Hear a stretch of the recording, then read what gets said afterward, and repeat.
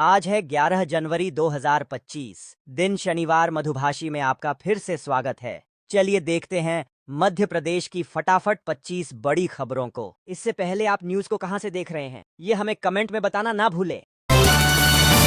प्रदेश में अगले 4 वर्षों में 2.5 लाख पदों पर भर्ती की जाएगी। इसके लिए कार्य योजना तैयार की जा रही है और विभिन्न विभागों ने 98,000 रिक्त पदों की जानकारी सामान्य प्रशासन विभाग के पोर्टल पर दर्ज की है। संविदा कर्मचारियों के लिए 50% पद आरक्षित होंगे। मध्य प्रदेश प्रशासन ने मकर संक्रांति से पहले चाइनीज मांझे की बिक्री पर पूर्ण प्रतिबंध लगा दिया है। प्रशासन ने भारतीय नागरिक सुरक्षा संहिता 2023 की धारा 163 के तहत यह आदेश जारी किया है। चाइनीज मांझे से होने वाली दुर्घटनाओं को देखते हुए यह कदम उठाया गया है। मध्य प्रदेश में विधानसभा चुनाव के दौरान जो पूर्व सीएम शिवराज सिंह चौहान की जो लाडली बहना योजना गेम चेंजर बनी, अब उसी योजना से मौजूदा सरकार का मोहभंग होता दिख रहा है। प्रदेश की सबसे बड़ी डायरेक्ट बेनिफिट इस योजना में जनवरी 2025 में 1,63,000 महिलाएं बाहर होने जा रही हैं। इसकी वजह है कि इन महिलाओं की उम्र 60 वर्ष से अधिक हो गई। योजना की पात्रता के अनुसार हर साल 1 जनवरी की स्थिति में लाभार्थी की न्यूनतम आयु 21 वर्ष और अधिकतम आयु 60 वर्ष होनी चाहिए। पूर्व सीएम कमलनाथ ने सोशल मीडिया पर कहा, लाडली बहनों से मोहन सरकार की धोखाधड़ी जारी है। ऐसा लगता है जैसे भाजपा सरकार लाडली बहना योजना को समाप्त करना चाहती है। 60 वर्ष से अधिक की महिलाओं को बाहर किया जा रहा है, लेकिन 21 वर्ष की होने वाली महिलाओं को योजना में शामिल करने पंजीयन नहीं किया जा रहा है। इस बार 12 जनवरी को 20वीं किस्त जारी की जाएगी। इस दौरान पात्र महिलाओं के बैंक खाते में 1,250 रुपए भेजे जाएंगे। वन विभाग ने सागर में भाजपा के पूर्व विधायक हरवंश सिंह राठौर के घर से 2 मगरमच्छों का रेस्क्यू किया है। वन बल प्रमुख असीम श्रीवास्तव ने बताया कि मगरमच्छों को मेडिकल जांच के बाद किसी डैम में छोड़ा जाएगा। आयकर विभाग ने राठौर के ठिकानों पर छापेमारी कर 150 करोड़ की टैक्स चोरी पकड़ी है। मुख्य वन संरक्षक अनिल सिंह के अनुसार रेस्क्यू किए गए मगरमच्छों को नौरादेही टाइगर रिजर्व में सौंपा गया है और उन्हें शनिवार को टाइगर रिजर्व से गुजरने वाली नदी में छोड़ा जाएगा। भोपाल के एक निजी स्कूल में एक टीचर ने 11वीं के छात्र को इतना पीटा कि उसके दोनों पैरों की चमड़ी निकल गई। छात्र का कहना है कि टीचर ने उसके पैरों पर फुटबॉल के जूते की तरह मारा और लगातार लात मारी। छात्र के परिजन ने जिला शिक्षा अधिकारी को इसकी शिकायत की है, जिसके बाद जांच समिति बनाई गई है। छात्र की पिटाई का यह मामला भोपाल के तलैया क्षेत्र के सेंट माइकल स्कूल का है। भारतीय जनता पार्टी के जिला अध्यक्षों की घोषणा को लेकर 1 हफ्ते से कयास चल रहे हैं, लेकिन लिस्ट अब तक नहीं आई है। बड़े नेता अपने लोगों को एडजस्ट करने में लगे हैं। पर्यवेक्षक और चुनाव अधिकारी भी लिस्ट के आने की तारीख नहीं बता पा रहे हैं। पहले यह माना जा रहा था कि लिस्ट 5 जनवरी तक आएगी। 3 जनवरी को सभी जिला निर्वाचन अधिकारियों और पर्यवेक्षकों ने अध्यक्षों के नामों का पैनल प्रदेश संगठन चुनाव टोली को सौंप दिया था।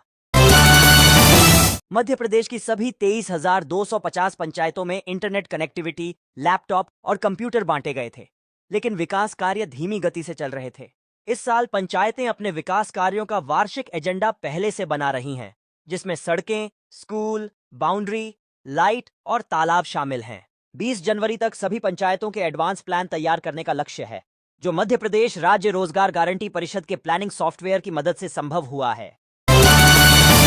धान खरीदी के दौरान कर्मचारियों से मारपीट के आरोप में जेल में बंद बालाघाट के पूर्व सांसद कंकर मुंजारे को 12 दिन बाद सेशन कोर्ट से जमानत मिल गई। नेताजी सुभाष चंद्र केंद्रीय जेल जबलपुर से बाहर आने के बाद उन्होंने अपने ऊपर लगे आरोपों को निराधार बताया और इसे भाजपा सरकार की राजनीतिक साजिश करार दिया।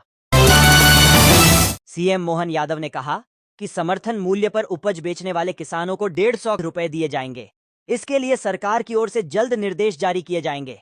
मुख्यमंत्री ने धान उपार्जन की समीक्षा करते हुए कहा कि मौसम के बदलते हालात को देखते हुए उपार्जित धान को गोदामों तक सुरक्षित पहुंचाने के लिए तुरंत उसका परिवहन किया जाए। उन्होंने कहा कि किसानों को उपार्जित धान के भुगतान के लंबित प्रकरणों को प्राथमिकता के आधार पर निपटाया जाए। अगले 24 घंटे के बाद मध्य प्रदेश के मौसम में फिर बदलाव देखने को मिलेगा। पश्चिमी विक्षोभ के असर से 11 और 12 जनवरी को ग्वालियर, चंबल, रीवा, सागर और जबलपुर संभाग के जिलों में बादल छाने के साथ बूंदाबांदी की संभावना जताई गई है। इस दौरान तापमान में इजाफा नहीं होगा, लेकिन 13 जनवरी से कड़ाके की ठंड का दौर फिर शुरू होगा। खाकी का दामन कितना भी दागदार हो, लेकिन मुसीबत में याद उसी की आती है। गुना में एक परिवार रात के समय कार में सफर कर रहा था। अचानक एक निर्जन स्थान पर जाकर उनकी कार का पेट्रोल खत्म हो गया। ऐसे में उन्होंने मदद के लिए पुलिस को याद किया। पुलिस ने तत्काल उनकी बात सुनी और कुछ ही समय बाद स्वयं जाकर उन्हें पेट्रोल उपलब्ध करा दिया। भोपाल के रविंद्र भवन में मुख्यमंत्री मोहन यादव ने 362 अधिकारियों को नियुक्ति पत्र दिए। उन्होंने कहा कि अधिकारियों को अधिक कार्य करना चाहिए और अहंकार नहीं रखना चाहिए। उनका मुख्य कार्य जनता की सेवा करना है। महाकालेश्वर मंदिर में आने वाले भक्तों की सुविधा और सुलभ दर्शन के लिए अब नंदी हॉल में HD क्वालिटी की बड़ी LED लगाई जा रही है। साथ ही एक अन्य LED गेट नंबर 10 पर भी लगाई गई है। दोनों LED शनिवार को शुरू हो जाएंगी। नंदी हॉल में लगी LED से भस्म आरती के दौरान दर्शन करने आए भक्तों को सुलभ दर्शन मिल सकेंगे। प्रदेश में आदिवासियों की जमीन की खरीद फरोख्त और बेनामी कारोबार तेजी से बढ़ रहा है। इससे आदिवासी क्षेत्रों की जमीन पर आयकर विभाग की नजर है। पेंच टाइगर रिजर्व में एक आदिवासी की प्रॉपर्टी पर रिसोर्ट के मामले में बेनामीदार का खुलासा होने के बाद आयकर विभाग ने ट्राइबल लैंड के मामलों पर ध्यान देना शुरू कर दिया है। केंद्रीय मंत्री शिवराज सिंह चौहान शुक्रवार को छत्तीसगढ़ दौरे पर रहे। उन्होंने दुर्ग के नगपुरा में मोर आवास मोर अधिकार कार्यक्रम में भाग लिया और छत्तीसगढ़ सरकार को 3,03,384 मकानों के स्वीकृति पत्र दिए। शिवराज ने मजेदार अंदाज में कहा कि मुख्यमंत्री विष्णुदेव और विजय जी ने दिल्ली में उनसे कहा कि इतने मकान तो देने ही होंगे। उन्होंने कहा, छत्तीसगढ़ की यादें कभी नहीं भूलती। मध्य प्रदेश और छत्तीसगढ़ दोनों भाई हैं।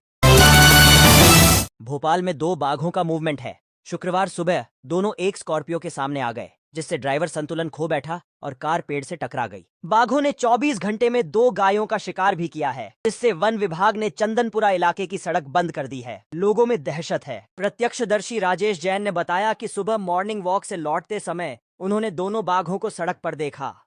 एक बाघ छोटा था जबकि दूसरा बड़ा। UW ग्वालियर ने निर्वाचन शाखा के बाबू आलोक खरे को 25,000 रुपये रिश्वत लेते रंगे हाथों पकड़ा। यह रिश्वत शिक्षक राकेश शिवहरे की बहाली फाइल तैयार करने के लिए मांगी गई थी।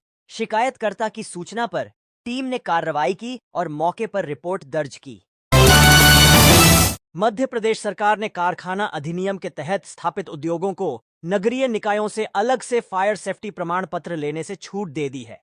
यह निर्णय औद्योगिक संगठनों की मांग पर लिया गया है, जो फायर सेफ्टी प्रमाण पत्र की अनिवार्यता के कारण परेशानी का सामना कर रहे थे।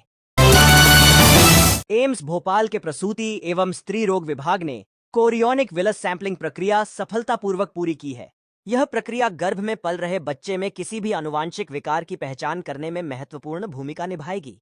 चिकित्सकों का कहना है कि प्रसव पूर्व यह परीक्षण उन गर्भवती महिलाओं के लिए विशेष रूप से उपयोगी है जिनके परिवार में आनुवांशिक बीमारियों का इतिहास रहा हो या जिनकी उम्र 35 वर्ष से अधिक हो चुकी है। भोपाल की कोहे फिजा पुलिस ने 4 महिलाओं को गिरफ्तार कर उनके कब्जे से सोने की चेन सहित घटना में प्रयुक्त वाहन जब्त किया है। महिला चोरों ने हाल ही में शहर में जैन समाज द्वारा निकाले गए चल समारोह में 9 सोने की चेन चोरी की थी। पुलिस ने उनकी निशानदेही पर चोरी की चेन बरामद कर ली है। मुख्यमंत्री डॉक्टर मोहन यादव ने शुक्रवार को वीडियो कॉन्फ्रेंसिंग में कलेक्टरों से कहा कि मकर संक्रांति पर चाइनीज मांझा न उपयोग किया जाए। किसी भी घटना से बचने का ध्यान रखा जाए। प्रदेश में मंदिरों की विशेष साफ सफाई और मेले वाले स्थानों पर सुरक्षा प्रबंध किए जाएं, ताकि आने वाले लोगों को कोई दिक्कत न हो। मुख्यमंत्री डॉक्टर मोहन यादव ने पंडित खुशीलाल आयुर्वेद महाविद्यालय में IAFS सर्विस मीट का उद्घाटन किया। उन्होंने रातापानी टाइगर रिजर्व की चुनौतियों पर चर्चा की और कहा कि कागज के खिलौनों से डराने के बजाय किंग कोबरा की जरूरत है। मध्य प्रदेश में बाबा साहब अंबेडकर की जन्मस्थली महू में 26 जनवरी को होने वाली कांग्रेस की रैली अब 27 जनवरी को होगी। दरअसल 3 दिन पहले कांग्रेस की मीटिंग में पार्टी नेताओं ने तारीख बदलने की मांग की थी, जिसके बाद MP कांग्रेस की ओर से अखिल भारतीय कांग्रेस कमेटी को रैली 27 जनवरी को करने का प्रस्ताव भेजा गया था, जिस पर अखिल भारतीय कांग्रेस कमेटी ने अपनी सहमति दे दी है। अलायंस एयर ने इंदौर से प्रयागराज के बीच सीधी उड़ान सेवा शुरू की। महाकुंभ के लिए बढ़ती मांग के कारण टिकट 4,000 से 20,000 तक पहुंच गए। पहली उड़ान 11 जनवरी को रवाना होगी। सीमित सीटों और सप्ताह में एक बार उड़ान होने से लोग एडवांस बुकिंग कर रहे हैं। मध्य प्रदेश के प्राइवेट स्कूल संचालक मुख्यमंत्री मोहन यादव को मान्यता नियमों में बदलाव के लिए झापन देने पहुंचे। उन्होंने राज्य शिक्षा केंद्र कार्यालय परिसर में नारेबाजी की और कहा कि सरकार ने मान्यता के नियम बहुत जटिल बना दिए हैं, जिससे ग्रामीण जिलों में कठिनाई हो रही है। इसके साथ ही उन्होंने एफडी अमाउंट में बढ़ोतरी को वापस लेने की मांग भी की।